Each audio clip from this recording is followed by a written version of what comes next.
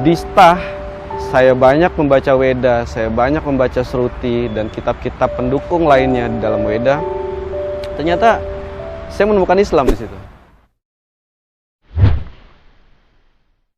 Assalamualaikum warahmatullahi wabarakatuh.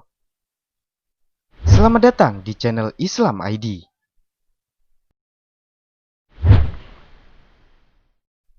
Sebelum lanjut ke videonya, jangan lupa klik tombol subscribe dan tombol notifikasinya agar Anda tidak ketinggalan info-info terbaru dari kami.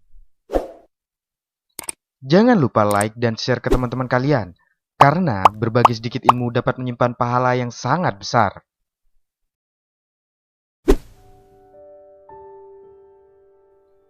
Cucu pendeta Hindu tertinggi di Bali, temukan Islam dari Kitab Weda.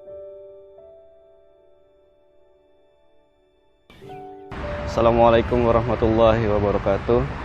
Sebetulnya saya pribadi memang dari awal apa yang saya kerjakan memang tidak jauh dari musik. Awalnya berniat untuk menjadi pelaku di bidang musik. Waktu itu saya kebetulan seorang gitaris dari grup band. Tidak ada niat untuk hal-hal lain selain musik dan karya. Tetapi pada akhirnya semakin berkibarnya kita, semakin lamanya kita di dunia musik, ternyata memang ada. Dan itu tidak jauh-jauh panitianya, atau bahkan kalau kita istilah di musik itu grupis. Fans kita, penggemar kita itu subhanallah, itu luar biasa cobaannya. Ya pun yang namanya dunia malam di kalangan musisi, kemudian juga narkoba, kemudian juga minuman-minuman alkohol, yaitu menjadi sesuatu barang yang biasa, sesuatu yang umum sekali ditemukan. Keterlibatannya dunia malam, narkoba, dan alkohol itu sangat berat sekali. Sampai akhirnya banyak teman-teman kami yang tidak bisa lepas dari jeratan ini. Awalnya itu saya sempat stah waktu itu, Sekolah Tinggi Agama Hindu.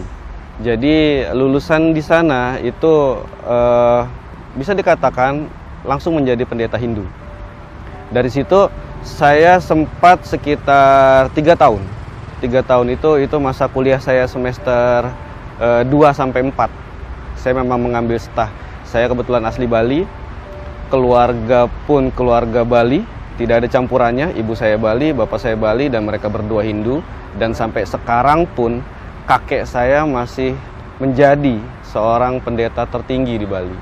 Jadi ini memang cobaan berat buat saya. Tapi justru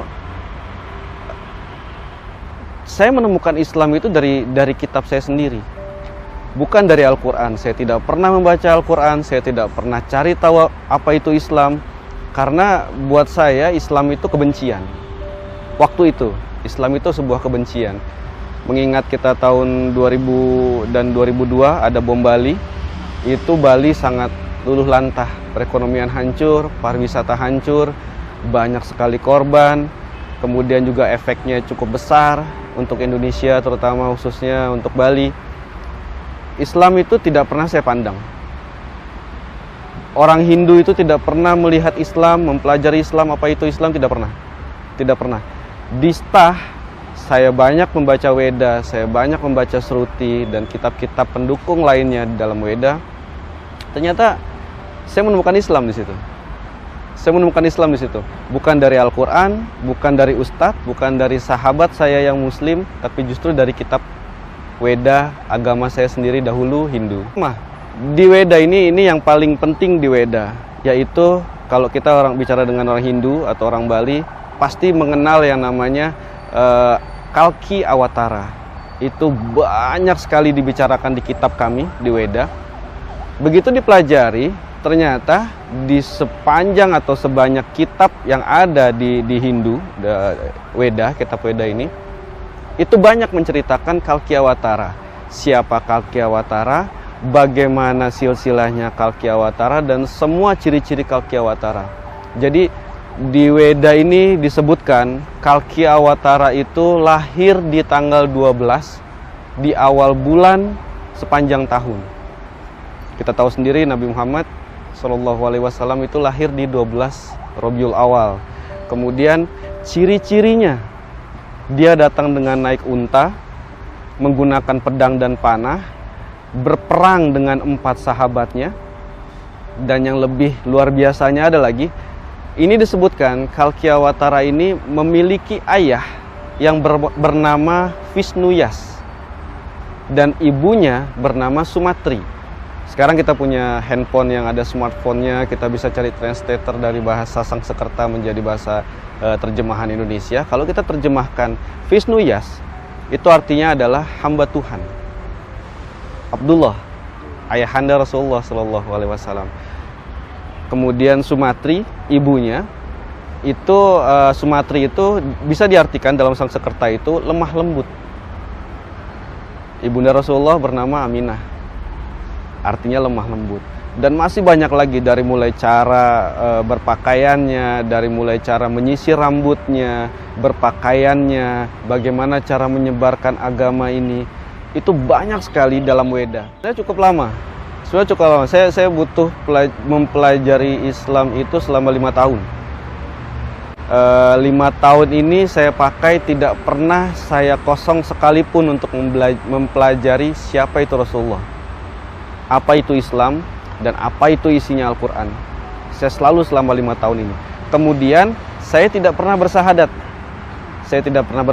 Saya menjalankan apa yang diajarkan Islam, diajarkan Rasulullah, dan yang diperintahkan dalam Al-Quran, saya jalankan. Tapi saya tidak pernah sahadat. Dan Alhamdulillah, saya bertemu dengan Mu'alaf Center Indonesia, Darussalam. Kemudian saya disahadatkan, itu tepat sekali pada kedatangan Dr. Zakir Naik di Bekasi. Dan disitulah saya pertentangan banyak sekali. Pertama, tidak jauh-jauh keluarga. Kakek saya pendeta tertinggi di Bali, pendeta Hindu tertinggi di Bali. Keluarga saya memang keturunan pendeta yang agamanya kuat, yang tata cara semuanya dikerjakan secara Hindu. Kemudian juga orang tua saya yang notabene dua-duanya Hindu. Kemudian keluarga, sanak saudara, teman-teman. Saya sedikit sekali punya teman muslim. Jadi teman saya kebanyakan Nasrani, kemudian juga Hindu. Dan juga di band saya terdahulu ya tidak semuanya muslim. Jadi memang pertentangan banyak sekali. Banyak yang bertanya, mungkin Dewa hanya main-main saja, mungkin Dewa hanya coba-coba saja, mungkin Dewa lagi bingung, lagi sesat, tidak ada yang pelajari, macam-macam. Tapi saya menunjukkan pada mereka, walaupun saya seperti ini, insya Allah saya bisa istiqomah di dalam Islam dan mempelajari Islam dengan baik, insya Allah. Tidak dianggap anak, saya mungkin dijauhkan oleh keluarga saya, lingkungan saya di Bali, saya menetap di Jakarta sekarang. Banyak pertentangan, terutama keluarga, karena keluarga yang paling besar. Saya punya besar sekali keluarga, dari ayah, ibu, ini memang keluarga yang sangat besar, dan semuanya, hampir semuanya menentang untuk saya ke meluk Islam seperti ini. Lakukan ya, awalnya saya selalu curhat dengan Ustadz. Kemudian jawabannya selalu sama, pasrahkan kepada Allah. Akhirnya saya coba untuk tidak mengatur Allah. Saya lepaskan semuanya, biar Allah yang mengatur, biar Allah yang membawa saya ke arah mana, biar Allah yang memberi saya apa yang terbaik buat saya. Dan itu saya kerjakan sampai sekarang. Itu saja.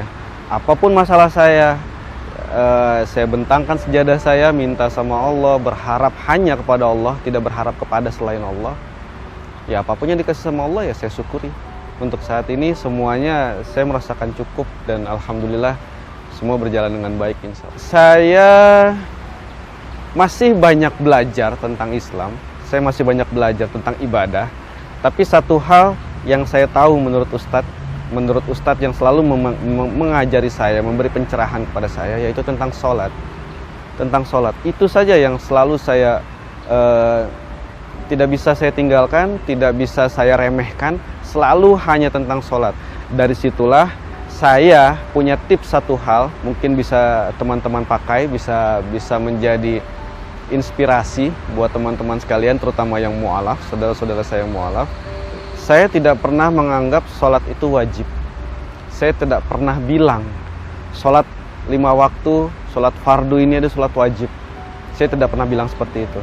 Saya selalu beranggapan Allah tidak akan bersedih kalau kita berhenti ibadah dan sholat kepadanya. Yang butuh Allah kita, saya. Allah tidak butuh kita, manusia.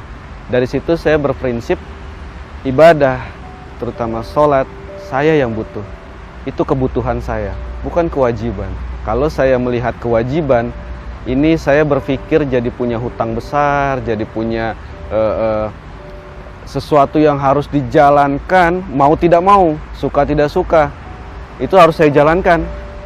Tapi saya berprinsip sholat, ibadah kepada Allah adalah kebutuhan saya yang butuh, bukan Allah yang butuh saya, tapi saya yang butuh. Insya Allah kalau kita berpikir kita yang butuh, kita yang mencari Allah, bukan Allah yang butuh kita, insya Allah kita tidak akan pernah meninggalkan ibadah kita, karena kita yang butuh, bukan kewajiban. Semoga info ini bermanfaat bagi Anda. Assalamualaikum warahmatullahi wabarakatuh.